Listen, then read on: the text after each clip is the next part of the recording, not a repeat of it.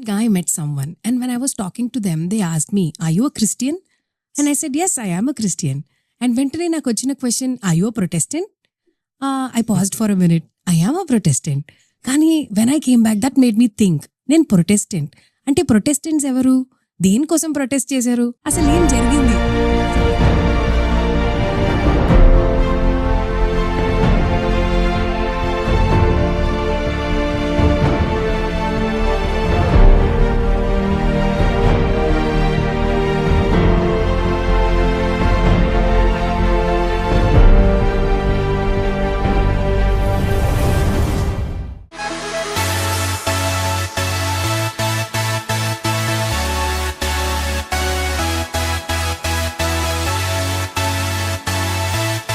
Hello friends, welcome to another episode of Bible Eyes, Seeing Life Through Scripture.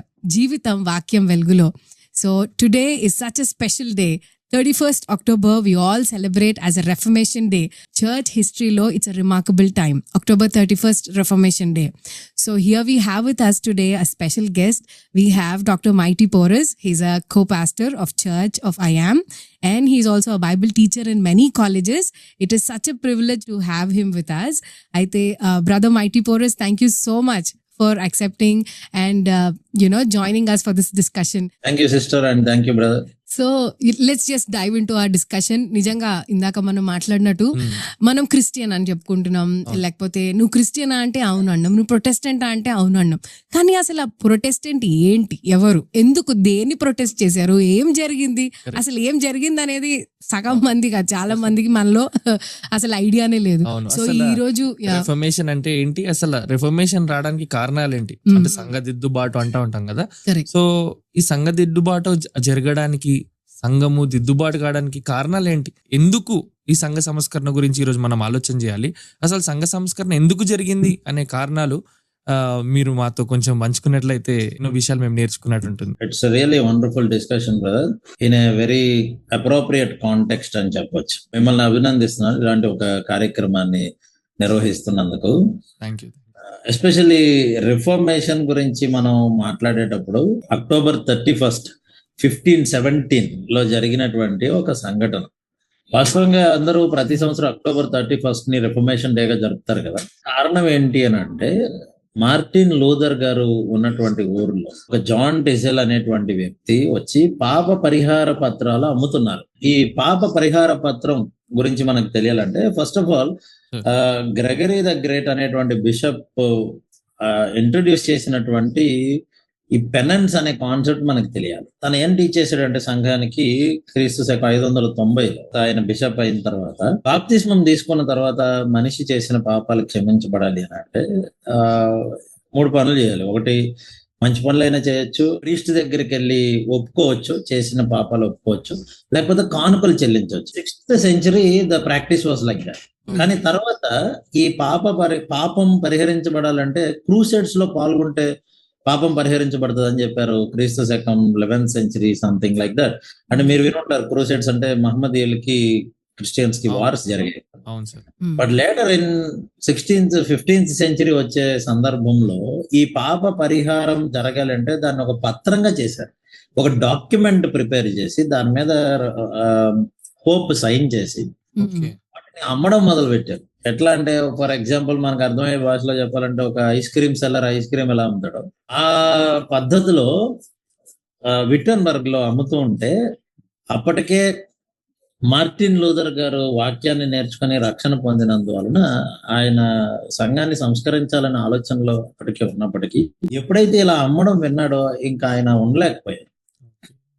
Immediate గా ఆయన ఏం చేశారంటే 95 thesis, అంటే రోమన్ క్యాథలిక్ సంఘంలో జరుగుతున్న పద్ధతులకు, అలాగే వాళ్ళు చెప్తున్న బోధ వేదాంతానికి వ్యతిరేకంగా ఇంకా లాట్ ఆఫ్ థింగ్స్ అవన్నీ కూడా ఆయన తయారు చేసి, ఆయన ఏ చర్చ్కి అయితే వెళ్తాడు విట్టన్బర్గ్ లో, అదే చర్చ్ లో ఆయన నెయిల్ చేశారు. చర్చ్ డోర్ ఉంటుంది కదా, ఫ్రంట్ డోర్ కి, అది మేకతో దాన్ని నెయిల్ చేసేసి ఆయన వెళ్ళిపోయాడు. ఆ తర్వాత అక్కడికి ప్రార్థనకి వచ్చిన వాళ్ళందరూ, చర్చ్కి వచ్చిన వాళ్ళు చాలా ఆశ్చర్యపోయి, ఏంటిది అంటే 4 points చెప్పాలంటే, Christ is the head of the church, not the Pope అన్నారు. యాక్చువల్లీ దాని నమ్మకం ఏంటి, అప్పట్లో the Pope became the head of the church as well as the state.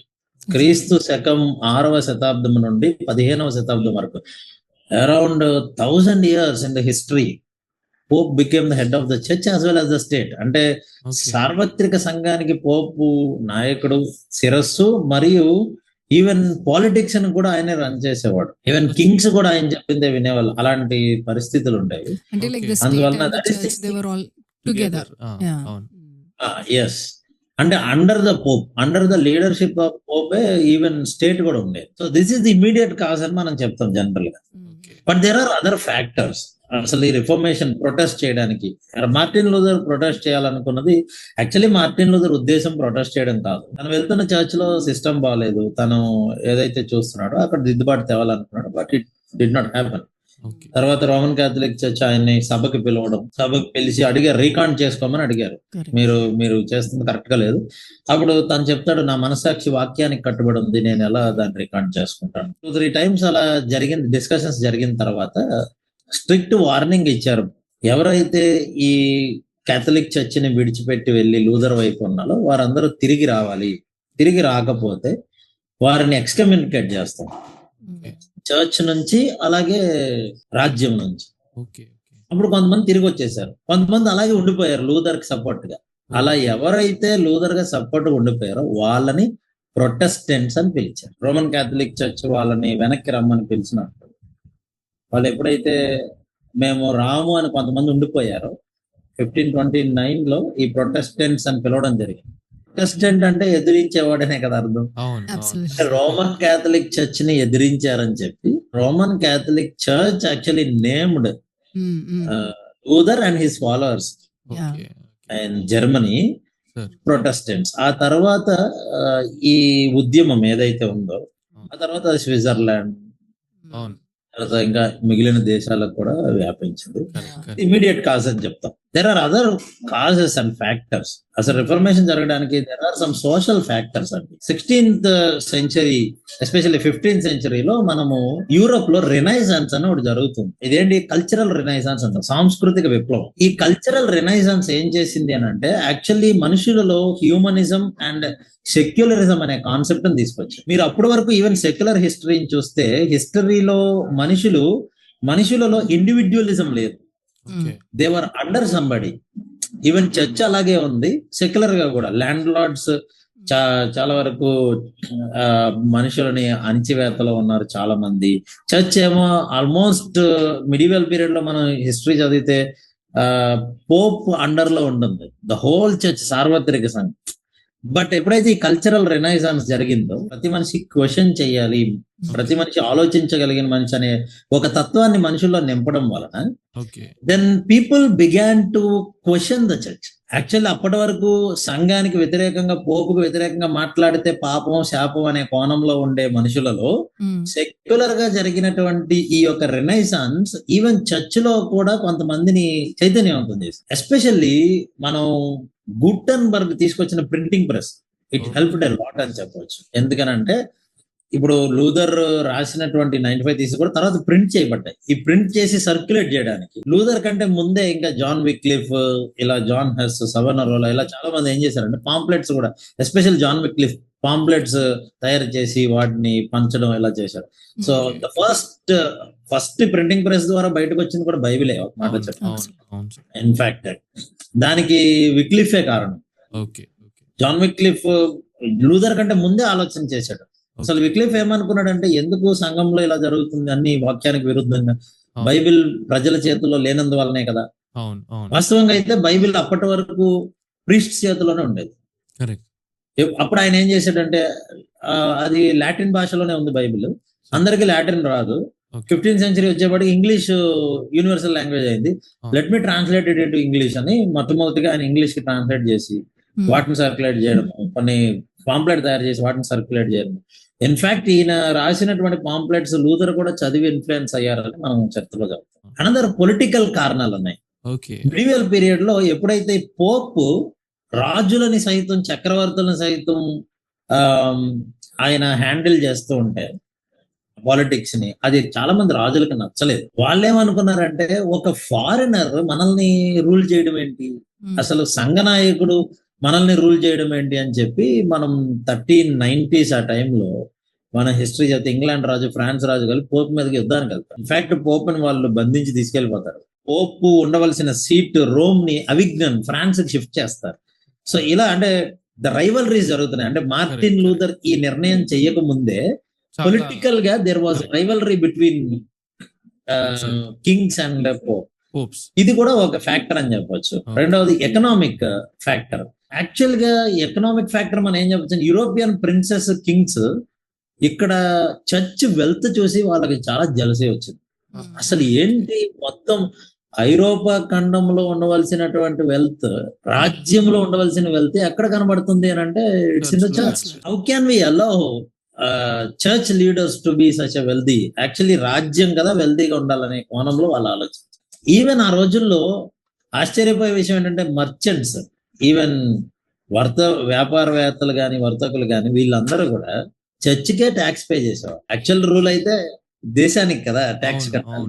So అలాంటి సందర్భంలో ఎకనామిక్ గా కూడా యాక్చువల్లీ చర్చ్ కి వ్యతిరేకంగా చాలా ఆలోచనలు వచ్చాయి. ఫైనల్ గా మనం మాట్లాడుకోవాల్సిన ఫ్యాక్టర్ రిలీజియస్ ఫ్యాక్టర్స్. ఈ 14th century 15th century 14th century ending 15th century beginning లో మనం చర్చ్ పరిస్థితి చూస్తే సార్వత్రికంగా some church leaders were really become completely worldly manner.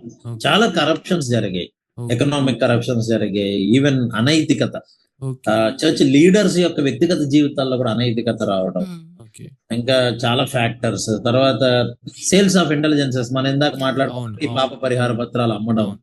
అంటే కంప్లీట్లీ మనకు అర్థమయ్యే భాషలో చెప్పాలంటే చర్చ్ బికేమ్ కమర్షియల్ ఏజెన్సీ లాగా అయిపోయి. Several factors contributed to reformation. But immediate గా మనం October 31st నే ఎందుకు మాట్లాడుతున్నాం అంటే it's because of Martin Luther who took that bold decision.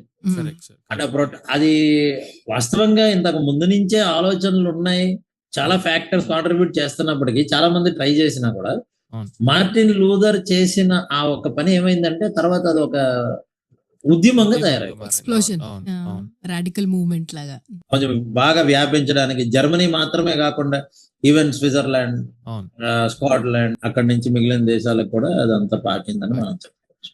అంటే అన్ని సోషల్ గా, ఎకనామిక్ గా, పొలిటికల్ గా ఎన్ని పాయింట్స్ ని మీరు ఎత్తి చూపించారు. ఇవన్నీ కూడా they all led to reformation అని మనం చెప్పొచ్చు. ఎందుకంటే మనకి పాపాలు పోవడానికి పత్రాలు అమ్మేసి రక్షణ పొందేసుకోవచ్చు. ఇంకా ఇలాంటి చాలా so many other things that brother just share with us. So ఇలాంటి ఎర్రర్స్ నుంచి బయటికి రావడానికి తప్పకుండా I'm sure that there was a need to come out of it. Otherwise today's church ఈ రోజు కూడా మనం అందరం we would have been in blindness కదా. సో 100% ఇప్పుడు మనతో షేర్ చేసుకున్నట్లు there was a need for reformation, there was a need to right the wrongs. Sir ఈ రోజుల్లో ఏమన్నారంటే రిఫర్మేషన్ అనేది కొంతమంది తిరుగుబాటుదారులు వారు ఏం చేశారంటే సంఘం విభజన చేయడానికి వారు ఇటువంటి ఉద్యమం జరిగించినారు. ఐక్యతతో ఉండాల్సిన క్రైస్తవులము ఈ విధమైన వ్యతిరేకమైన పోరాడి బయటికి రావడం ఏంటి? ఈ నిరసన చేసేవారు ప్రొటెస్టెంట్స్ అనేవారు వీరందరు చేరి ఇదంతా ఒక కుట్రతో చేసిన పని అంటారా, లేకపోతే అసలు ఈ రిఫర్మేషన్ అనేది ఎవరు తీసుకొచ్చారు? చాలా మంచి ప్రశ్న అడిగారు brother. Whenever we talk about reformation, we often talk about individuals, right? Correct. Mostly Martin Luther అంటాం, లేదా తర్వాత జాన్ కాల్విన్ అంటాం, తర్వాత మెలాంగ్టన్ అంటాం, లేకపోతే zwingli అంటాం. ప్రామినెంట్ లీడర్స్ వీళ్ళ పేర్లు వినబడతాయి. Even before Martin Luther, as I said earlier, John Wycliffe, John Hus, Savonarola, even John Hus and Savonarola వీళ్ళిద్దరిని రోమన్ కాథలిక్ చర్చ్ కి వ్యతిరేకంగా బోధలు చేశారని జాన్ హస్ ని బహిరంగంగా సజీవ దహనం చేశారు. యాక్చువల్లీ ఫస్ట్ 300 years లో రోమియోలు సంఘాన్ని అలా కాల్చారు, సంఘ విశ్వాసులను. కానీ ఇప్పుడు సంఘ నాయకులను, ఎందుకనంటే రోమన్ కాథలిక్ థియాలజీకి వ్యతిరేకంగా, రోమన్ కాథలిక్ ట్రెడిషన్స్ వ్యతిరేకంగా బోధలు చేశారని. ఈ నేపథ్యంలో ఎవరు తీసుకొచ్చారు అసలు రిఫర్మేషన్ అనేది మొదటి ప్రశ్న. రెండవ ప్రశ్న మీరు అడిగినట్లు అసలు వీళ్ళు ఎందుకు విడగొట్టేశారు అని చాలా మంది ఏం చేస్తున్నారంటే క్రిటిసిజం చేస్తున్నారు. ముందు క్రిటిసిజం గురించి మాట్లాడే ముందు who is actually the reformer? ఒక గుంప, ఒక వ్యక్తి, లేకపోతే ఇంకేదైనా? విషయం ఏంటంటే బ్రదర్, ఇది ఒక వ్యక్తి తీసుకొచ్చిన రిఫర్మేషన్ కాదు. సంఘములో దిద్దుబాటు తీసుకురావడానికి గల ప్రప్రదమైన కారణం ఎవరు అని అంటే it is nothing but the word of God. ఇది వాక్యం. ఎందుకు అసలు జాన్ హస్ కి గాని, జాన్ విక్లిఫ్ కి గాని, మార్టిన్ లూథర్ గారికి గాని వాళ్ళందరికీ ఎలా ఇలా ఇది తప్పు అని చెప్పాలనిపించడానికి గల కారణం ఏంటి? వాళ్ళల్లో ఆ చైతన్యం తీసుకొచ్చింది ఎవరు అని అంటే వాక్యమే. ఈ 16:16 యేసుప్రభు చెప్పారు, నా సంఘమును కట్టుదును. The church is actually Christ's కదా. సంఘం క్రీస్తు కడుతూ ఉన్నప్పుడు దేని మీద కడుతున్నారు? సంఘంని అపోస్తలుల బోధన మీద కడుతున్నారు. ఎఫెసీ పత్రిక మనం 2వ అధ్యాయంలో చదువుతాం కదా. సో ఇప్పుడు ఈ అపోస్తలుల బోధకి కలంకం జరిగింది మిడివియల్ పీరియడ్ లో. The theology has been turn to tradition actual. ఆ బోధలో చాలా మార్పులు చోటు చేసుకున్నాయి అండ్ తప్పుడు నమ్మకాలు కూడా వచ్చాయి. ఇప్పుడు సంఘాన్ని సంస్కరించవలసిన అవసరం ఏర్పడింది. సో ఇనిషియల్ గా ఈ బాధ్యత ఎవరు తీసుకున్నారంటే క్రీస్తే తీసుకున్నారని మనం అర్థం చేసుకోవాలి. ఎలా? Through the word of God. ఈ వాక్యం చదువుతున్నప్పుడు మీకు మార్టిన్ లూథర్ గారి గురించి గుర్తుండే ఉంటది బ్రదర్, చదివే ఉంటారు. ఏంటంటే ఆయన యాక్చువల్ గా హీ వాజ్ ఎ మాంక్. ఆయన రక్షణ పొందిన విధానం చూస్తే ఆ థండర్ స్టార్మ్ పడినప్పుడు ఆయన ప్రార్థన చేస్తాడు, ఎవరికి? పోలీస్ సెయింట్ అని, save me, I will become a monk అంటాడు. ఆయన సన్యాస మఠంలో ఆయనకి మనశాంతి లేదు అంటే he would not find out the truth. Wittenberg యూనివర్సిటీలో చదువుకున్న తర్వాత అక్కడే టీచర్ అయి అక్కడ ప్రొఫెసర్ గా రోమా పత్రిక చెప్తూ ఉన్నప్పుడు రోమన్స్ 1:17 కదా ఆయన్ని రక్షించింది. నీతిమంతుడు విశ్వాసం మూలముగా జీవించిన అంటే అసలు మార్టిన్ లూథర్ సంఘ సంస్కరణ తేవాలనుకోవడానికి ముందు మార్టిన్ లూథర్ సంస్కరింపబడ్డాడు. దానికి కారణం వాక్యం. కాబట్టి if you ask me what I say, it is not an individual who brought reformation, it is the word of God who brought it. ప్రస్తుతం కూడా మన సంఘాల్లో మన జీవితాల్లో దిద్దుబాటు ఎవరు తెస్తారు? వాక్యమే తేవాలి. ఇది మనిషి మీద ఆధారపడింది కాదు, ఒక గుంపు మీద ఆధారపడింది కాదు. రెండవ ప్రశ్న మీరు అడిగింది వెరీ గుడ్ క్వశ్చన్. ఎందుకంటే ఈవెన్ చాలా ఆర్టికల్స్ రాశారు. అసలు రోమన్ క్యాథలిక్ థియాలజియన్స్ కొంతమంది మార్టిన్ లూథర్ ఏమన్నారు తెలుసా? జాన్ కాల్విన్ ని they are the satans, agents of satan అన్నారు. ఎందుకంటే అంటే సంఘం విడిపోయింది అన్నది వాస్తవమే, but they did not actually mean to divide the church. వాళ్ళకి ఆ ఉద్దేశం లేదు. మార్టిన్ లూథర్ సంఘాన్ని విడగొట్టాలనుకోవాలా, తన ఏ చర్చికి వెళ్తున్నాడో ఆ సంఘంలో దిద్దుబాటు తేవాలనుకోవాలి. ఈవెన్ జాన్ కాల్విన్ కూడా స్విట్జర్లాండ్ లో ద సేమ్ థింగ్. కాకపోతే వాట్ హ్యాపెన్, ఈ దిద్దుబాటుని ఆ సంఘం అంగీకరించలేదు. ఈవెన్ ఎక్స్కమ్యూనికేట్ చేశారు మార్టిన్ లూథర్ ని. అప్పుడు లూథర్ చెప్పినది రైట్ వాక్యానుసారంగాని అర్థం చేసుకున్న సంఘంలోంచి కొంతమంది లూథర్ సైడ్ వచ్చారు. In that way the church was split. వాళ్ళ ఉద్దేశంలో స్ప్లిట్టింగ్ అనేది లేదు, కానీ సంఘం అది అంగీకరించినందున కొంతమంది బయటకు రావాల్సి వచ్చింది. సో తెచ్చింది మార్టిన్ లూథర్ కాదు, రెఫర్మేషన్ ఈ నిరసన చేసి ఏదో విభజించింది కాదు. సార్ చెప్పినట్టుగా దేవుని వాక్యం యొద్దకు వారు ఎప్పుడొచ్చి వారు మార్పు చెందినారో, వారు ఎప్పుడైతే నిజ సత్యం తెలుసుకున్నారో వారు ఆ మార్పుని సంఘంలో చూడాలని కోరుకున్నారు. సో అంతే కదా సార్, మీరు చెప్పేది ఏంటంటే ఇది తెచ్చింది వ్యక్తులు కాదు, కానీ ఇది తెచ్చింది వాక్యమే. దేవుడు వాక్యాన్ని వాడుకొని దిద్దుబాటుని తీసుకొని వచ్చినాడు. So God used his word, and through his word he uses his people. Correct, exactly. So that is how there are so many reformers that we just spoke about.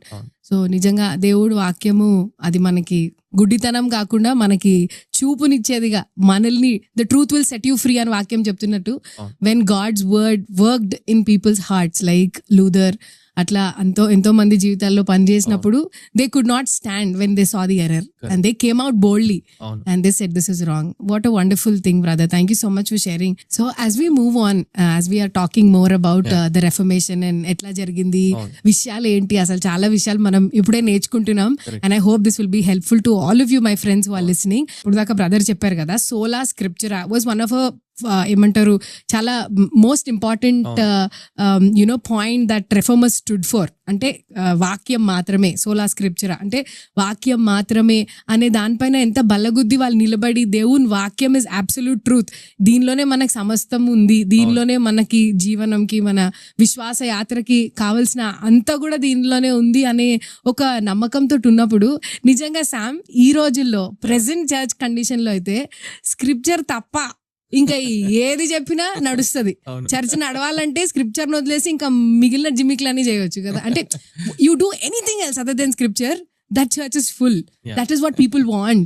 So how does it apply to our churches today? మనం ఎట్లా ఈ principle ని how can we bring it back and try to relate it to our present Christian culture?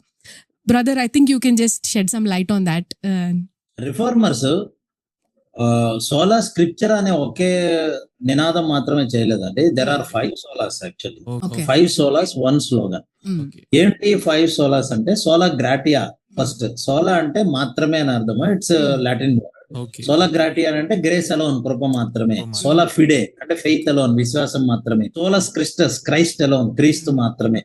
Soli Deo gloria, glory of God alone, దేవునికి మాత్రమే మహిమ. సోలా స్క్రిప్చరా, scripture alone, లేఖనము మాత్రమే. ఈ 5 సోలాస్ ని వాళ్ళు ఎంఫసైజ్ చేయడానికి గల కారణం ఏంటి అని అంటే ఇవి చెప్తున్నప్పుడు వాళ్ళ ఉద్దేశం on the basis of the authority of scripture alone we believe that we are saved by grace alone, through faith alone, in Christ alone, to the glory of God alone. అది వాళ్ళ ఉద్దేశం.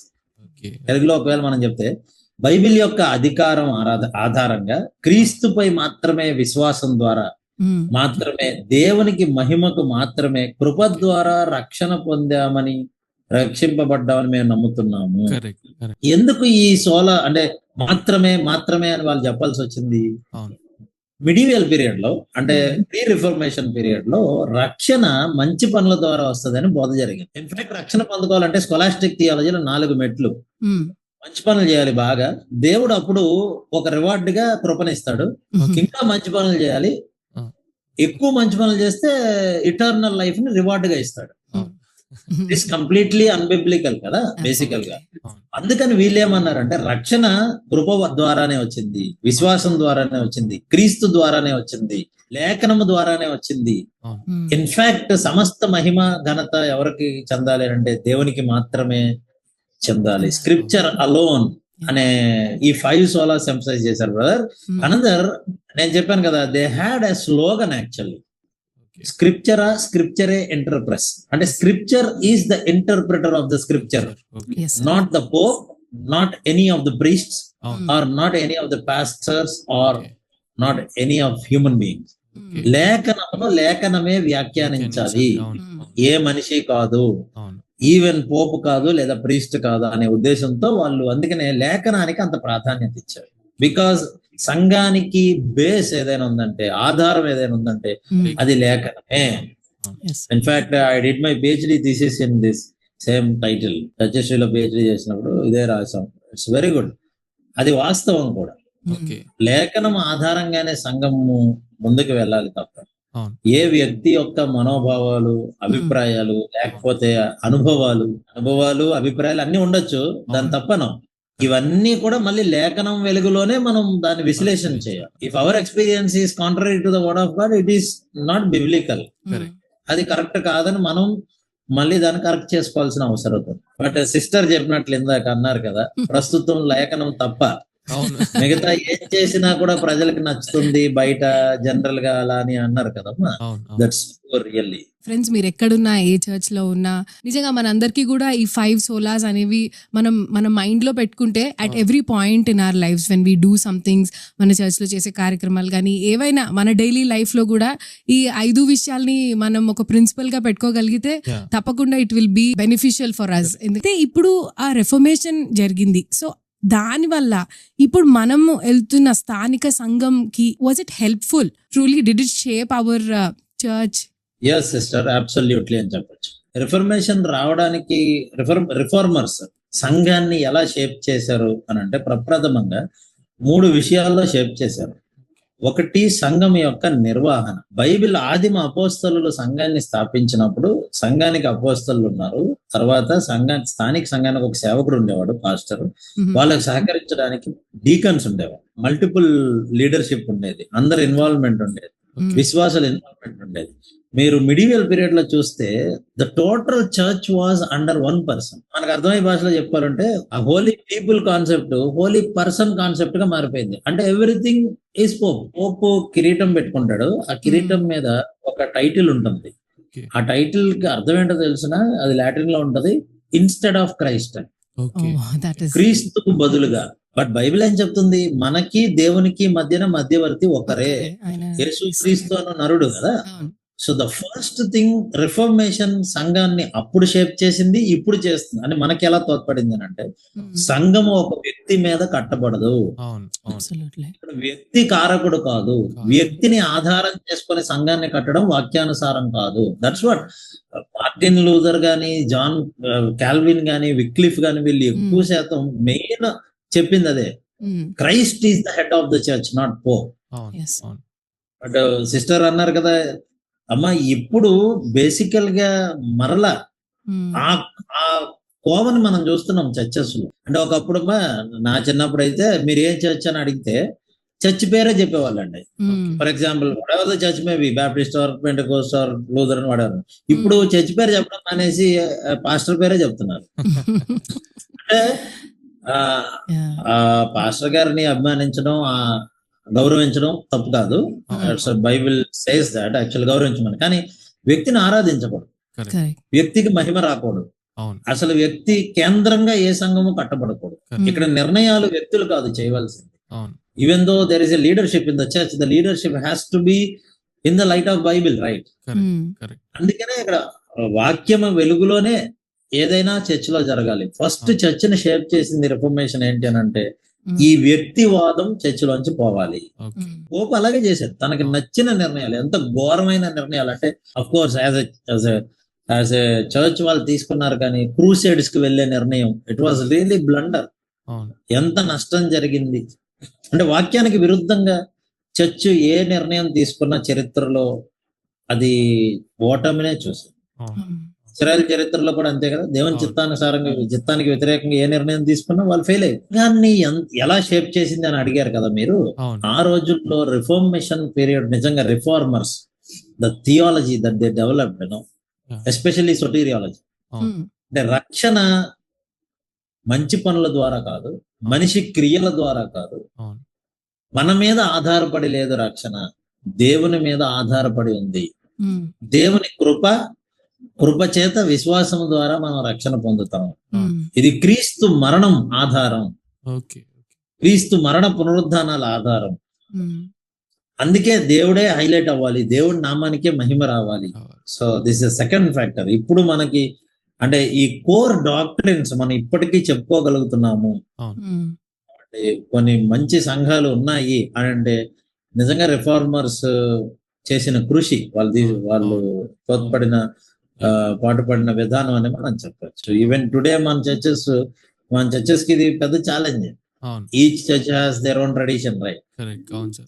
కొన్ని సాంప్రదాయాలు మనమే పెట్టుకోవడం తప్పలేదు కానీ, బట్ అవి వాక్యానికి విరుద్ధంగా ఉండకుండా చూసుకోవడం అనేది చాలా ఎస్పెషల్లీ ప్రాముఖ్యమైన విషయం ఏంటంటే రిఫార్మర్స్ చేసిన ఒక అద్భుతమైన విషయం అంటే వాళ్ళు కాంట్రిబ్యూట్ చేసింది ఏంటంటే every believer must read Bible. Beriah సంఘ విశ్వాసులు ఎలాగైతే పౌలు చెప్పిన మాటలు లేకపోతే ఎలా అవే ఉన్నాయో పరిశోధించారు, చూసారా వాక్యాలు చదువు. అలాగా వాళ్ళు ప్రతి విశ్వాసి చదవాలి. ఎందుకంటే 15th century వచ్చే వరకు బైబిల్ విశ్వాసుల చేతిలో లేదు. జాన్ విక్లిఫ్ అందుకే తర్జుమా చేశారు. అసలు వాళ్ళ చేతిలో ఉంటే వాళ్ళే తెలుసుకుంటారు. ఎందుకంటే every priest or pastor whoever it may be హ్యూమన్సే కదా, they may make some errors. కనుక ప్రతి మనిషిని బైబిల్ చదివేటట్లు చేస్తుంది. What a wonderful reminder it is for us to read our Bibles every day. నిజంగా దేవుని వాక్యం మనకి ఏ వెళ్ళ లేకుండా రాలేదు. సో మన చేతిలో ఉన్న బైబిల్ని మనం చులకనగా తీసుకోవద్దు. తప్పక దేవుని వాక్యం తెరిచి చదువుదాము. That is what brother is urging all the youth to do. ఇప్పుడు దాకా అంటే సంఘ సంస్కరణ గొప్ప ఉద్యమం తెచ్చింది, మార్పు తెచ్చింది అని చూసాం. ఏదైనా ఇంకొక పర్స్పెక్టివ్ నుంచి మనం ఆలోచన చేయాల్సినవి ఈ సంఘ సంస్కరణలు ఏమైనా ఉన్నాయంటారా సార్?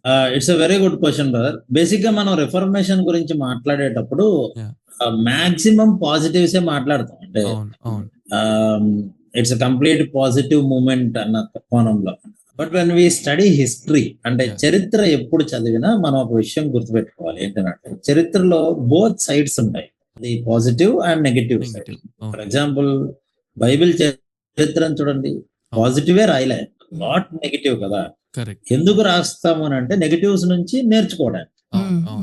మనము రిఫార్మర్స్ విషయానికి వస్తే రిఫార్మర్స్ కూడా మనుషులే. They did really wonderful job, doubt లేదు అందులో. వాక్యానికి వాళ్ళు ఇచ్చిన ప్రాధాన్యత గాని లేదా వాళ్ళు సంఘాన్ని సంస్కరించడానికి చూపిన శ్రద్ధ, చేసిన త్యాగాలు అవి చాలా గొప్పవి. లూథర్ కావచ్చు, the courage. The boldness, Hmm. Even చంపేస్తామని బెదిరించినప్పుడు, కొంతమందిని చంపేసినాక కూడా, అవును. yet since they are humans, Hmm. okay, Yeah, drawbacks or some human errors అంటాం. correct. Hmm. ఫర్ ఎగ్జాంపుల్, మనకు అర్థం కావడానికి సింపుల్ గా 1 or 2 ఎగ్జాంపుల్స్ ఇస్తాం. ఉదాహరణకి, రక్షణ శాస్త్రంలో వీళ్ళందరికీ ఒకే అభిప్రాయం ఉంది, డౌట్ లేదు. By grace through faith we are save. అవును, Yes. 5 solas 1 slogan, అందరూ ఒకటే నమ్మారు.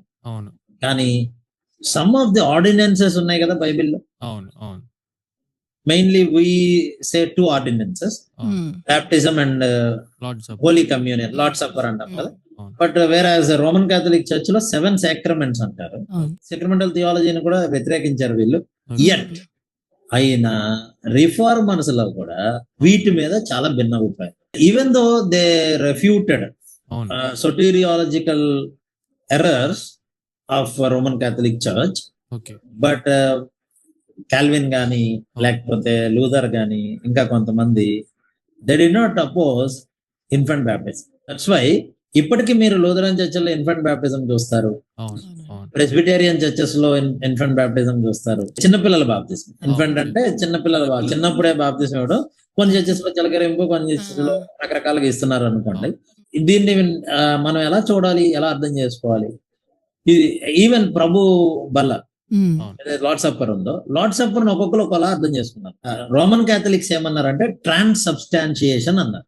ఓకే, పదార్థాల మార్పిడి సిద్ధాంతం అంటాం. అంటే ప్రీస్ట్ చేతిలో బ్రెడ్ అండ్ వైన్ పట్టుకోగానే, కృతజ్ఞతాస్తులు చెల్లించగానే, అవును, లిటరల్ గా బ్రెడ్ క్రీస్తు శరీరంగాను, అవును, వైన్ క్రీస్తు రక్తంగాను మారుతుంది అని. Hmm. అవును, Hmm. అవును, ఏమండి, ఇక్కడ నేను వైన్ అనే పదం వాడితే విఐఎన్ఈ, నాట్ డబ్ల్యూఐఎన్ఈ. అవును. తప్పుగా అర్థం చేసుకుంటారేమో. ద్రాక్షరసం. అవును. అయితే దీన్ని మార్టిన్ లూథర్ ఏమన్నారు? ఇట్స్ నాట్ ట్రాన్స్సబ్స్టాన్షియేషన్, ఇట్ ఈస్ కాన్సబ్స్టాన్షియేషన్ అన్నాడు ఆయన. కాన్సబ్స్టాన్షియేషన్ అంటే ఏంటి? Upper and under the element, inside the elements, bread and wine లో దేవుని యొక్క అక్షరార్థ ఉనికి, క్రీస్తు యొక్క అక్షరార్థ ఉనికి, లిటరల్ ప్రెజెన్స్ ఉంటది అని చెప్పాడు. అవును, Hmm. వేరే జాన్ కాల్విన్ గారు ఏమన్నారు? లిటరల్ ప్రెజెన్స్ ఉండదు, స్పిరిచువల్ ప్రెజెన్స్ ఉంటుంది అన్నారు. ఆ, తర్వాత zwingli ఏమన్నారు? zwingli Swiss reformer actually. Okay, ఆయన ఏమన్నాడు? నో, అలా ప్రెజెన్స్ ఏమి ఉండదు, ఇట్ ఈస్ మెమోరియలైజేషన్, జస్ట్ జ్ఞాపకార్థమే, సింబాలిక్ ఇంటర్ప్రిటేషన్ అన్నాడు. Hmm. దీని మీద మార్టిన్ లూథర్ కి zwingliకి చిన్న డిస్కషన్ జరిగింది, డిబేట్. ఓకే.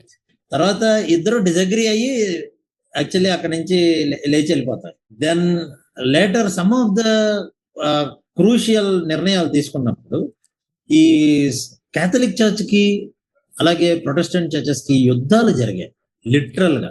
Hmm. ఓకే, అంటే ఒక సంస్కరణ తెచ్చే క్రమంలో, అంటే అప్పుడు చర్చ్ అండ్ స్టేట్ కలిసి ఉన్నందున అవును, Correct. ఆ, ఇంకా పూర్తిగా విడిపోలేదా, అందుకని యుద్ధాలు జరిగి even Protestants also they involve 30 years of war. చాలా ఘోరమైనటువంటి సంగతి అని చెప్పొచ్చు, లిటరల్ వార్స్. అంటే Hmm. చాలా మంది విశ్వాసులు చనిపోయారు. So finally they understood, okay ఇది రైట్ పద్ధతి కాదని ఇరువైపులా అర్థం చేసుకుని అది ఆపేశారు. ఓకే, వెస్ట్ఫాలియా శాంతి ఒప్పందంతో అది ఆపేశారు 1648. Okay, Hmm. Then what happened, actually the church was completely divided into 2, అంటే రోమన్ క్యాథలిక్ అండ్ ప్రొటెస్టెంట్స్ అని. ప్రొటెస్టెంట్స్ లో రకరకాల డెనామినేషన్స్ అనుకోండి. ఇవి కొన్ని డ్రాబ్యాక్స్ అనే చెప్పొచ్చు, అవును, అవును, లేదా హ్యూమన్ ఎర్రర్స్ అంటాం. కరెక్ట్. ఎందుకు ఇది చెప్తున్నాం మనం? నేను ఎందుకు దీన్ని ప్రస్తావన చేయాలనుకున్నానంటే, ఈవెన్ రిఫార్మర్స్ కూడా హ్యూమన్సే కనుక they have their own limitation in understanding the word of God, Yes. Even in responding to the situations especially. Hmm. అందుకని రిఫార్మర్స్ 100% రైట్ చేశారని మనం ఏం చెప్పలేదు, చెప్పలేము. Hmm. అవును, but their contributions were absolutely right. మనం ఈ రెండో కోణాన్ని కూడా అర్థం చేసుకోగలగాలి. ఈ రెండవ కోణాన్ని మనం అర్థం చేసుకుంటే ఏం చేస్తామంటే, we don't actually highlight Martin Luther. For example David గురించి చదువుతామండి, డేవిడ్ ఎక్సలెంట్ కింగ్, డౌట్ లేదు. Hmm. కానీ వన్స్ అపాన్ ఏ టైం మిస్టేక్ చేశారు కదా, చేశారు. అవును, తర్వాత పశ్చాత్తాపడి మళ్ళీ మిస్టేక్ చేయలేదు, వాస్తవమే కాదంటే. Hmm. కానీ అంటే హ్యూమన్ ఎర్రర్స్ ఉంటాయి. అలాగే మన రిఫార్మర్స్ లో కూడా సమ్ హ్యూమన్ ఎర్రర్స్ ఉంటాయి, అవును, Hmm. వాటి మనం అర్థం చేసుకోవాలి. ఇంకొక డ్రాబ్యాక్ ఏం చెప్పాలి brother, actually this reformed theology లేదా రిఫర్మేషన్ లో వచ్చిన డెవలప్ అయిన థియాలజీ లేటర్ పీరియడ్స్ లో డాగ్మటిజం కి దారితీసింది అని చాలా మంది వీళ్ళని, అంటే రిఫార్మర్స్ ని వ్యతిరేకించారు కూడా, అంటే క్రిటిసైజ్ చేశారు. ఓకే, కానీ చర్చ్ డాగ్మటిజం లోకి వెళ్ళిపోయింది అన్నమాట వాస్తవమే. ఓకే. డాగ్మటిజం అంటే ఏంటి? పిడివాదం. పిడివాదం. అది ఎలా? మాది ఈ సిద్ధాంతం, మాది ఈ సిద్ధాంతం. For example Lutheran church, so మా సిద్ధాంతమే రైట్. రిఫార్మ్డ్ చర్చ్ మా సిద్ధాంతమే రైట్. బ్యాప్టిస్ట్ చర్చ్ మా సిద్ధాంతమే రైట్. బ్రదరన్ చర్చ్, ఇవన్నీ వచ్చాయి కదా. ఈ పిడివాదంలోకి వెళ్ళిపోయిన తర్వాత మీరు 18th సెంచరీ చదివితే జర్మనీలో చర్చెస్ కొన్ని మూతపడిపోయాయి. జర్మనీలో చర్చెస్ లో విశ్వాసులు థియాలజీ బాగానే మాట్లాడుతున్నారు, కానీ పర్సనల్ లైఫ్ చూస్తే చాలా ఘోరం. జూదం ఆడటము, బ్యాగ్ ఆడటం, ఇలా అంటే వాటిని అడ్రస్ చేస్తూ మరొక ఉద్యమాన్ని దేవుడు తీసుకొచ్చాడు. అదే రివైవల్స్ అంటాం బేసికల్. అప్పుడు సో అంటే దేర్ ఆర్ సమ్ దీని అప్పుడు అంటే ఈ డాగ్మటిజం కి కంప్లీట్ గా కారణం లూథర్, కాల్విన్ అని మనం చెప్పం. బట్ లేటర్ అండర్స్టాండ్ చేసుకున్న వాళ్ళు అలాంటి ఒక డాగ్మటిజం లోకి వెళ్ళిపోయారు. దీన్ని ఇప్పుడు కూడా అప్లై చేయొచ్చు. ఎలా అంటే some of them are in the church, they are very theologically sound అంటారు. థియాలజీకి విలువ ఎప్పుడు అని అంటే నిజమైన థియాలజీ నేర్చుకుంటే that right theology will bring the right transformation in your life. అంటే వాక్యము ఖచ్చితంగా ట్రాన్స్ఫర్మేషన్ తీసుకురావాలి. అప్పుడు నాకు థియాలజీ మాత్రమే తెలుసు అని కనీసం వాక్యానుసారంగా జీవన విధానం లేదనుకోండి, అప్పుడు అది రైట్ థియాలజీ అనే ప్రశ్న కూడా ఏర్పడుతుంది. వాక్యానుసారమైన జీవన విధానం అనేది ఉండాలి. అది అంతా కూడా మన హెడ్ నాలెడ్జ్ వెళ్ళిపోతుంది, కానీ మన జీవితాన్ని ఏమాత్రం రూపాంతరపరిచేదిగా ఉండదు. ఎగ్జాక్ట్లీ విన్నట్టుగా డ్రాబ్యాక్స్ అనేవి ఉన్నాయి. ఎందుకంటే హ్యూమన్ బీయింగ్స్, దేవుడు మాత్రమే పరిశుద్ధుడు, దేవుడు మాత్రమే సంపూర్ణుడు అని దీని ద్వారా కూడా మనం గుర్తు తెచ్చుకుంటాం. ఏంటంటే ఆయన ఎప్పుడు కూడా, ఇప్పుడు సార్ చెప్పింది కూడా అదే, ఏంటంటే మనుషులు ఎప్పుడన్నా పతనం అవుతారు. ఒక వ్యక్తిని ఆధారం చేసుకుంటే ఖచ్చితంగా వి విల్ బి డిసప్పాయింటెడ్. కానీ మనం చూడాల్సింది వ్యక్తిని కాదు, దేవుడు ఆ అసంపూర్ణమైన వ్యక్తులను వాడుకొని గొప్ప ఉద్యమాన్ని తెచ్చుకొని వచ్చినట్టు మనం చూస్తాను. రిఫార్మేషన్ పీరియడ్ జరుపుతున్నప్పుడు కూడా ఏ రిఫార్మర్ ని మనం అంటే కాన్సన్ట్రేట్ చేసి హైలైట్ చేసి ఆయన మీద ఆధారపడకూడదు. సోషల్ మీడియాలో నేను ఈ పోస్టులు చూసా, కాల్విన్ దేవుడు, అర్మీనియన్ దేవుడు, లేకపోతే ఇలా. నాకు ఆశ్చర్యం అనిపించింది, ఇదేంటిది? వాళ్ళ డాక్ట్రిన్ నచ్చి ఉండొచ్చు, వాళ్ళ డాక్ట్రిన్ ని నచ్చినంత మాత్రాన మనం ఏకంగా కాల్విన్ కి సెపరేట్ దేవుడు, అర్మీనియన్ కి సెపరేట్ దేవుడు లేరు కదా. దట్స్ వై మీరు అన్నది చాలా వాస్తవం brother. In any period okay, there are legends, there are excellent human beings there who are really loyal to God. ఇంకో మాటలో చెప్పాలంటే వాళ్ళు అలా లోయల్ గా ఉండడానికి దేవుడు ఇచ్చిన రక్షణ కృప, దేవుడు వాడుకున్న విధానం కదా. దేవుడి చేత వాడబడిన వారు ఉన్నారు, కాదనట్లేదు, undoubtedly. Yet they are human beings అని మనం ఎప్పుడు గుర్తుపెట్టుకోవాలి, like us. Exactly.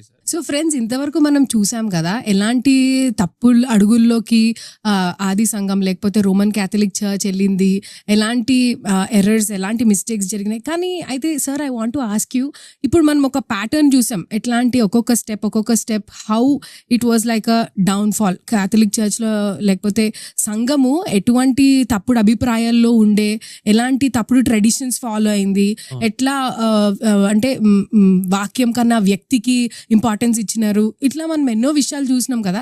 So don't you think ఇప్పుడు అలాంటి ప్యాటర్నే మన ప్రెసెంట్ చర్చ్ లో కూడా రిపీట్ అవుతుంది కదా అని నాకు సందేహం. So will you please talk about that? Are those things repeating in our modern church today? Okay అమ్మా, చాలా మంచి ప్రశ్న. అంటే రిఫర్మేషన్ కి ముందు పీరియడ్ లో ఏవైతే మిస్టేక్స్ చేశారో ఆ మిస్టేక్స్ మళ్ళీ రిపీట్ అవుతున్నాయి అంటారా అని అడుగుతున్నారు. That's good, yeah that's true. ఎందుకనంటే ఎప్పుడైతే సంఘం వాక్యం మీద ఆధారపడకుండా ఏ సంఘం అయితే ఎక్కువ ప్రాధాన్యత ఒక వ్యక్తికి ఇస్తారో మళ్ళీ అదే మిస్టేక్ చేస్తాం. మనం చరిత్ర ఎందుకు తెలుసుకోవాలంటే దిస్ ఈజ్ వాట్ యాక్చువల్లీ మొదటి కొరింథీ పత్రిక 10వ అధ్యాయంలో చెప్తాడు పౌలు. ఏంటంటే మనకి ఇశ్రాయేల్ చరిత్ర ఎందుకు రాయబడింది అని అంటే దృష్టాంతంగా మనకు బుద్ధి కలగడానికి. స్టడీ హిస్టరీ అని అంటే హిస్టరీలో ఒక మిస్టేక్ మన పితరులు చేశారు, అదే మిస్టేక్ ని మళ్ళీ మనం కానీ రిపీట్ చేసామంటే చరిత్రహీనులం అయిపోతాం. అది తెలుసుకున్నప్పుడు ఏంటంటే we should not repeat it. Actually మనం దేవుని బిడ్డలుగా క్రైస్తవులుగా ఉన్న ఇంకో క్రైస్తవుల కోసం ఇలా మాట్లాడుకోవడం బాధాకరం అయినప్పటికీ we have to talk some of the things. Why? Because these are errors biblically. వాక్యానుసారంగా చాలా తప్పు కనుక. ఎందుకనంటే ఇప్పుడు ఫర్ ఎగ్జాంపుల్ మనం అడ్వర్టైజ్మెంట్ ఇచ్చాం అనుకోండి, మా సంఘానికి వస్తేనే మీకు అద్భుతం జరుగుతుంది అన్నాం అనుకోండి, అద్భుతం చేసేది మనిషా దేవుడా? దేవుడు. If God is a miracle worker, దేవుడు అద్భుతం చేస్తే ఎక్కడైతే ఆ దేవుడిని ఆరాధిస్తున్నారో అన్ని చోట్ల చేస్తారు కదా. అవును, Correct. అవును, ఈ రోజుల్లో ఎస్పెషల్లీ ఎక్కువ కాన్సన్ట్రేషన్ ఈ కారణాల చేత జరుగుతుంది. అవును. అదేంటంటే ఆ వ్యక్తి దగ్గరికి వెళ్తే ఏదో జరుగుతుందేమో, ఆ వ్యక్తి ప్రార్థన చేస్తే ఏదో జరుగుతుంది. Correct. అంటే ప్రజలకి ఆ వాక్యం ఏంటి, ఆ వాక్యములో ఉన్నటువంటి విషయాల మీద సరైన అవగాహన లేక, అవును. Absolutely. చెప్పే వాళ్ళు కూడా లేక, అసలు సరైన వాక్యం వినాలనే తృష్ణ కూడా చాలా మందికి లేకపోవడం కూడా వీటి కారణాలని చెప్పుకోవచ్చు. Same mistake, some of the mistakes are being repeated. యేసుప్రభు గారు విత్తనాలు ఉపమానం చెప్పి Correct. చివరిలో ఒక డైలాగ్ చెప్తారు. ఏంటనంటే, మీరు ఏం వింటున్నారో జాగ్రత్తగా చూసుకోండి అని అంటారు. Be careful what you listen, what are you listening, be careful how you listen. Actually మీరు వినేది నిజంగా వాస్తవమా కాదా, వాక్యాన్ని పరిశీలన చేయండి. ఒకవేళ మీకు అర్థం కాకపోతే అడిగి తెలుసుకోండి. అంతేగాని గుడ్డుగా ఏది పెడితే అది నమ్మొద్దు. అసలు వ్యక్తిని నమ్మడం అనేది వాక్యానుసారంగా కాదు.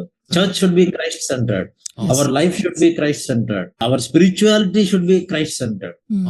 నేను ఎవరినో అనుకరిస్తాను అనకూడదు. మన spirituality is individual. Correct. So these mistakes were happen. ఇంకా theological errors are very dangerous.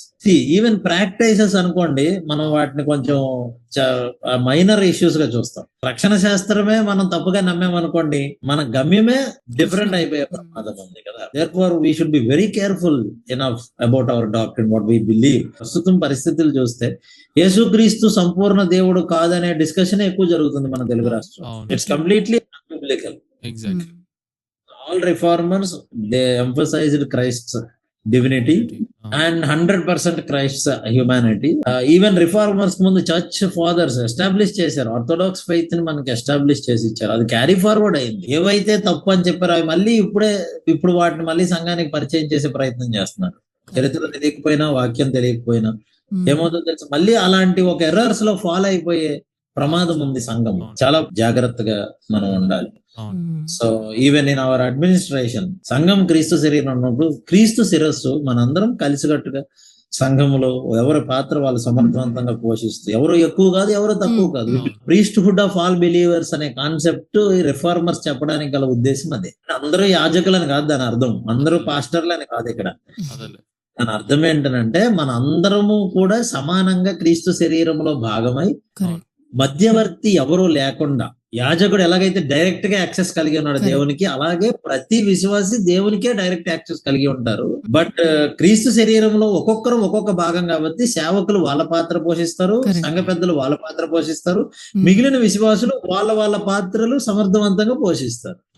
ఐక్యత సంఘాలలో లోపిస్తుందని చెప్పడం చాలా అది ఖచ్చితం అని నేను అంట. అంటే ఇప్పుడు బికాస్ డినామినేషన్స్ పేరుతో మనం విడిపోయి దేవుని నామానికి అవమానం తెచ్చి కొన్ని కోర్ డాక్టరీన్స్ లో కాంప్రమైజ్ కావద్దు. తప్పుడు తప్పుడు బోధని ఖచ్చితంగా ఖండించాలి, అందులో డౌట్ లేదు. దాన్ని తెలుసుకోవాలి, దాన్ని ఎరాడికేట్ చేయాలి, లేదా మనం దూరంగా ఉండాలి, లేదా మన చర్చిలో నుంచి దూరంగా పెట్టాలి. కానీ దేర్ ఆర్ సమ్ డిఫరెన్సెస్ అనేవి మన అందరిలో ఉన్నప్పటికీ కూడా ఐక్యతను మెయింటైన్ చేయడం చాలా ఇంపార్టెంట్. లేకపోతే రిఫార్మర్స్ కూడా వాళ్ళ మధ్యన కోఆర్డినేషన్ లేకపోతే, అంతమంది కలిసికట్టుగా పనిచేయకపోతే రిఫర్మేషన్ మనం ఎలా చూడగలుగుతాం? సో కాబట్టి మనం ఇలాంటి చిన్న మిస్టేక్స్ ఎవరైనా చేసుకోగలిగితే, మనం కూడా ప్రస్తుతం మన చర్చెస్ ని రిఫార్మ్ చేసుకొని, కొన్ని విషయాలను సవరణ చేసుకొని, ఇంకొంచెం దేవుని కోసం నమ్మకంగా, యథార్థంగా, దేవుని మహిమకు కొరకు మనం ఏం చేయొచ్చు అంటే సువార్త ప్రకటనలో భాగంగా ముందు కొనసాగవచ్చు అనేది నా అభిప్రాయం. ఒకవేళ ఇప్పుడు మన చర్చెస్ లో ఏ ఏరియాస్ లో రిఫర్మేషన్ అవసరం అని ఒకవేళ మనం మాట్లాడుకోవాల్సి వస్తే, it's depends on individual churches. ఒక్కొక్క చర్చ్ లో ఒక్కొక్క విషయంలో రిఫర్మేషన్ అవసరం అని మనం అర్థం చేసుకోవాల్సి వస్తుంది. For example, in some churches theological విషయాలలో, అంటే వేదాంతపరమైన విషయాలలో కొంచెం లోతుగా విశ్లేషించవలసిన విషయాలు విశ్లేషించాలి, కొన్ని సరి చేసుకోవాలి.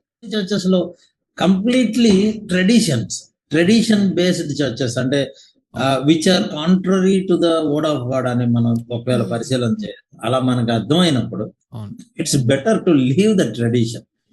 It might have been established by somebody, ఎవరో ఒకరు ఎస్టాబ్లిష్ చేసి ఉండొచ్చు వాళ్ళకు ఉన్న అవగాహన బట్టి, తెలుసో తెలియకో లేకపోతే అప్పుడు కాంటెక్స్ట్ ఉంటది. ప్రతి దానికి కూడా ఒక సందర్భం ఉంటది.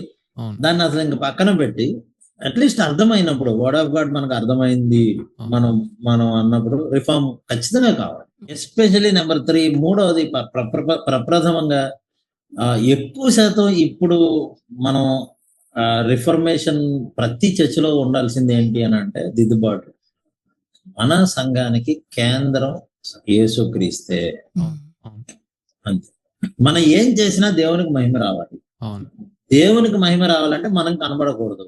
అవును ఆన్ స్క్రీన్ మీద మనం కనబడుతున్నప్పటికీ కూడా మనం చేసే ఏ పనైనా, even our preaching, our lifestyle, our singing, even our playing around in the church, అవును ఎవ్రీథింగ్ అన్నిట్లో క్రీస్తు కనబడేటట్లు మనం చూడగలిగితే అబ్సల్యూట్ గా దేవునికి మహిమ వస్తుంది. Yeah. అంటే church as a whole, Telugu church as a whole, మనం ఎస్పెషల్లీ తెలుగు ఆడియన్స్ తో మాట్లాడుతున్నాం కనుక అవును అవును Telugu church as a whole we can glorify our God, సోలీ డియో గ్లోరియా అనొచ్చు. ఎగ్జాక్ట్లీ మరి ఒక చర్చ్ చేసి ఒక చర్చ్ చేయకపోతే సోలీ డియో గ్లోరియా రాదు. That's why we all have to you know think about this kind of information.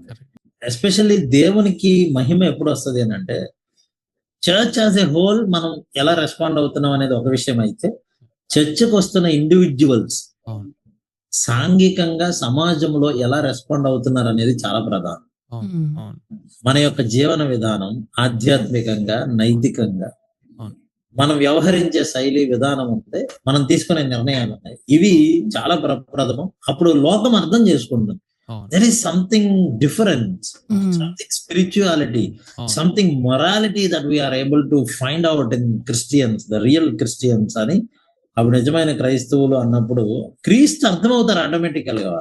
Correct అప్పుడు క్రీస్తుకే మహిమ వస్తుంది.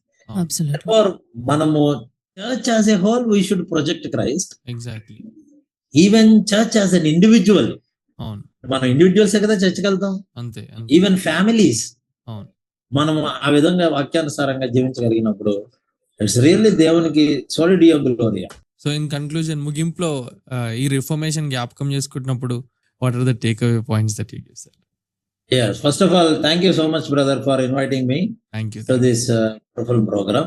And sister, మీరు చాలా చక్కగా అందరికి అర్థమయ్యే రీతిలో, ఎస్పెషల్లీ ప్రస్తుత యువతకు కొంచెం చక్కగా అర్థమయ్యే రీతిలో ఈ కార్యక్రమాలు నిర్వహించడం చాలా సంతోషం. అండ్ ఒక అర్థవంతమైన ప్రోగ్రామ్, అంటే రిఫర్మేషన్ గురించి తెలుసుకోవడం, చరిత్రలో నాట్ ఓన్లీ రిఫర్మేషన్, చరిత్రలో జరిగిన ఏదైనా కూడా తెలుసుకోవడం, అది కూడా మన చరిత్రను మనం తెలుసుకోవడం అవును అవును ఈ పాజిటివ్స్ అన్ని ఛాలెంజింగ్ గా మనం తీసుకొని అవును వాళ్ళు ఎలాగైతే సంఘాన్ని సంస్కరించగలిగారో అలా దేవుని యొక్క వాక్యం సహాయంతో మన సంఘాన్ని మనం సంస్కరించుకుందాం. అవును ప్రతి ఒక్కరిలో కూడా ఎలాగైతే ఎర్రర్స్ ఉంటాయని మనం అర్థం చేసుకున్నాము, Yeah. లెట్ us వాటిని రెక్టిఫై చేసుకుందాం. అవును మనందరం హ్యూమన్సే కాబట్టి ఎర్రర్స్ జరిగాయి. సో ఆ నెగిటివ్ కోణాన్ని ఇంతకు ముందు చేసిన తప్పులను మళ్ళీ రిపీట్ చేయకుండా అవును మనందరం కూడా క్రీస్తు మహిమ కోసం, దేవుని మహిమ కోసం Yeah. లేఖనాన్ని మాత్రమే ఆధారంగా చేసుకొని మన సంఘాల్లో ముందుకు కొనసాగితే రియల్లీ ప్రస్తుతం కూడా ఒక అద్భుతమైన రిఫర్మేషన్ పీరియడ్ లో జరిగినప్పుడు ఎలాంటి ఒక మూవ్మెంట్ మనం చూడగలిగాము సంఘాలలో, మనం ఇప్పుడు చూడగలుగుతాం. మన ఇండివిజువల్ గా కూడా మనం అది అనుభవించగలుగుతాం. అవును తద్వారా దేవునికి ఖచ్చితంగా మహిమ కలుగుతుందని నేను విశ్వసిస్తున్నాను. Thank you thank you so much Thank you, sir. sir. Thank you so much for taking time and discussing so many things. అన్ని విషయాలు మాతో పంచుకున్నారు. నిజంగా చాలా విషయాలు మనం నేర్చుకున్నాం. మన హిస్టరీ ఏంటో మనం ఈరోజు ఒక గ్లిమ్స్ లో నేర్చుకోవడానికి, తెలుసుకోవడానికి ఎంతో తోడ్పడిన డాక్టర్ మైటీ బోరస్ గారు, thank you so much from the bottom of our hearts. Thank you for taking time for Bible ice. So ఇప్పుడు దాకా రిఫర్మేషన్ గురించి ఎంతో అద్భుతంగా హోల్సమ్ పర్స్పెక్టివ్ ఫస్ట్ లో మాట్లాడినట్టుగా, ఇంకొక న్యూ రిఫర్మేషన్ అవసరం అంటే న్యూ రిఫర్మేషన్ కాదు, రిఫర్మేషన్ అంటే ప్రతి విశ్వాసులు అవసరం. దిద్దుబాటు అనేది ప్రతి దినము జరగాలి. మారు మనసు అనేది మనకు ప్రతి దినం కలగాలి. వాళ్ళ నినాదం కూడా సెంపర్ రిఫర్మాండ్, అంటే రిఫార్మింగ్ ఆల్వేస్. ప్రతిసారి రిఫార్మ్ అవ్వాలి, ప్రతిరోజు రిఫార్మ్ అవ్వాలి. మనం వ్యక్తులుగా రిఫార్మ్ అవ్వాలి, సంఘాలుగా మారాలి, సమాజంగా మారాలి, అన్ని రీతులుగా మనలో మార్పు కలగాలి. ఆ మార్పు కలగాలంటే బ్యాక్ టు ద బైబిల్, వాక్యం యొద్దకు తిరిగి రావాలి. వాక్యం మీద మాత్రమే మన జీవితాలు కట్టుకుంటూ, సంఘాలు కట్టుకుంటూ, వాక్యానికి విరుద్ధంగా ఉన్న వాటన్నిటికీ వ్యతిరేకంగా మనం పోరాడుతూ తిరిగి ఈ దిద్దుబాటును మనం కొనసాగించాల్సిన అవసరం ఎంతకైనా ఉన్నది. Yeah, so true Sam.